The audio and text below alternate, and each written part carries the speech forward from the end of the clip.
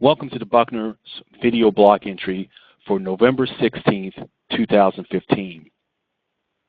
Today we will discuss internal investigation policies. My name is Michael Buckner, and I am an attorney and service president of Buckner. My practice involves conducting internal investigations for clients in the sports and education industries. Let's begin today's discussion.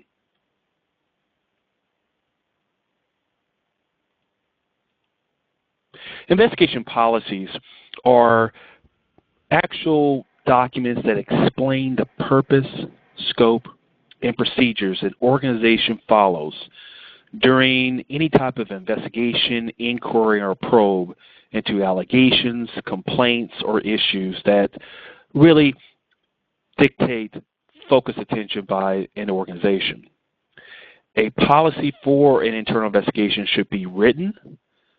That means it should be either in a manual or accessible on some type of global device or some type of platform in which employees, students, or third parties can actually access to review and understand your internal investigation policy. Also, your policy should be approved by the Chief Executive Officer or governing board, or whichever entity or office or person that your organization mandates that such a policy must be reviewed and approved by. So what are some of the elements of an internal investigation policy? Well, let's go over some of them. Your policy should identify exactly how your organization is going to receive a complaint or allegation. That could be a 1-800 hotline.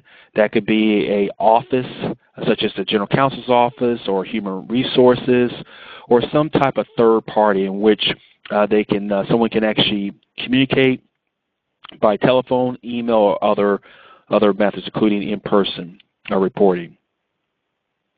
Your policy should also look at in terms of once the organization receives the allegation or complaint, well, who's going to investigate that allegation? So is it going to be your general counsel, or are you going to hire outside counsel such as Buckner? Or are other officers or offices inside your organization going to handle the internal investigation, such as internal auditors, inspector generals, human resources, or other professionals? But no matter who it is, that person must be experienced to handle the type of investigation that the allegation warrants. Also, your policy should also scope out and summarize the basic duties and responsibilities for those who are going to be involved in the investigation. And your policy should also call for and require a timely review and processing of any allegation. Also, your policy should cover what particular processes that your organization is going to use to notify the target of the allegations and have the target be provided an opportunity to respond to those allegations. And then also processes or just parameters in terms of how your investigator, whoever he or she is going to gather evidence and conduct interviews. There must be some minimal standards that your organization must have, and that should be codified in an internal investigation policy. Your policy should also call for confidentiality. So you want to make sure that your investigation and the investigators and persons involved are going to keep the information discovered during that inquiry confidential. Your policy should also request and require that the investigator conduct a thorough and complete investigation. Your policy should also include checklists, forms, and templates that the investigator will use during the investigation. This will ensure that every single investigation, no matter who conducts it, will be consistent with all other investigations that your organization has. Your policy should also call for how your policy itself is going to be communicated, and how persons that are going to be involved in the investigation can be trained, educated, and trained or on not only the investigation policy, but also proper investigative techniques. Your policy should also have how after the investigation is conducted, how are those allegations going to be processed? In terms of, is the investigation, once the investigation is done, how are those findings going to be processed? Also, your policy should also address any legal issues. Specifically, if you're a public institution or public organization or a government entity, then your investigation must adhere to due and fair process standards. Are there any national local laws in your jurisdiction that your internal investigation must follow?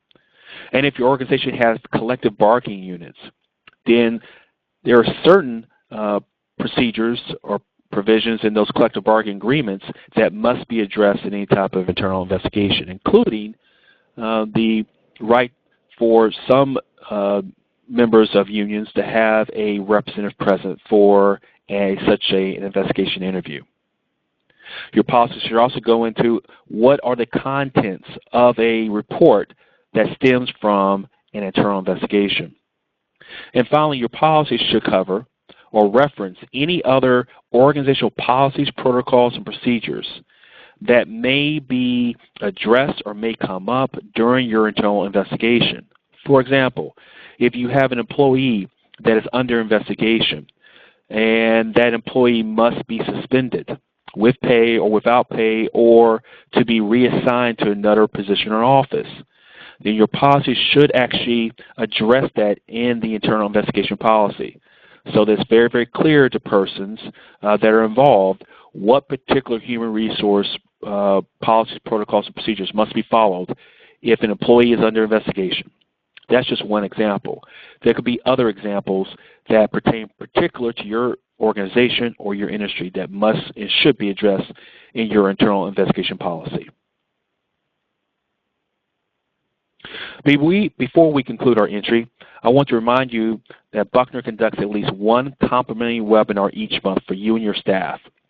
For a complete list of programs or to register for a webinar, please visit the webinars page on the Buckner website, which is located at bucknersportslaw.com.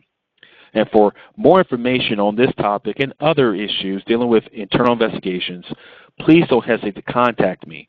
You can reach me, again, Michael Buckner, at mbuckner@bucknersportslaw.com or at the office at area code 954-941-1844. And for international callers, that's country code 1-954-941-1844. Thank you for listening.